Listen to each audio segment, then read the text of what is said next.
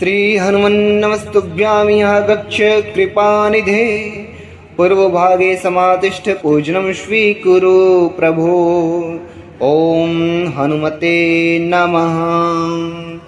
अथ प्रधान पूजा च कर्तव्या विधि पूर्वकं पुष्पांजलिं गृहीत्वा तु ध्यानं कुर्यात्। परस्य च रक्ताम्भोजदलाविरामनयनं पीताम्बरालङ्कृतं श्यामाङ्गं द्विभुजं प्रसन्नवदनं श्रीसीतया शोभितं कारुण्यमृतसागरं प्रेगणैर्भ्रात्रा देवीर्भावितं वन्दे विष्णु शिवादिसेव्यमनिशं भक्तेष्टसिद्धिप्रदम्।